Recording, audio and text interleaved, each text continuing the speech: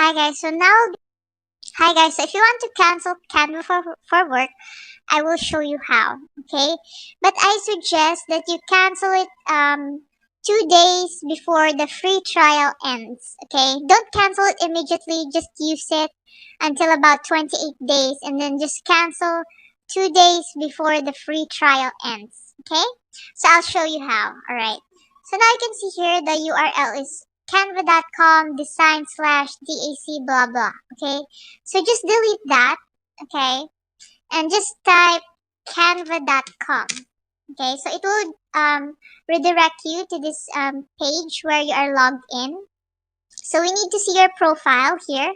Okay, our profile is named Emily, so just click your profile name and then just click account settings. Okay, all right, so just go to billing and teams. Okay, just click billing and teams here and then just scroll down. Okay, and then you can see here the plan. Okay, plan Canva for work.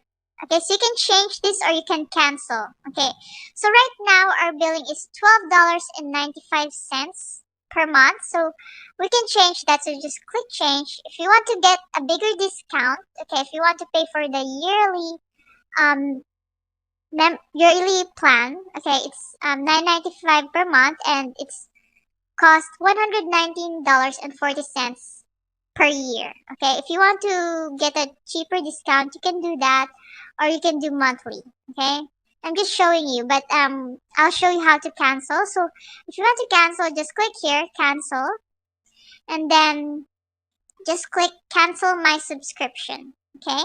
So the features that is Canva for work is magically resize designs, organize photos into folders, create theme templates, and save your brand kit. Okay, so all that will be gone if we cancel Canva for work. Okay, so that's what will be gone. Okay, so now just click this button, cancel my subscription, and then that's it. Okay, so you will not be billed anymore. Okay, so just click no thanks, and that's it. All right, so I'll see you in the next video.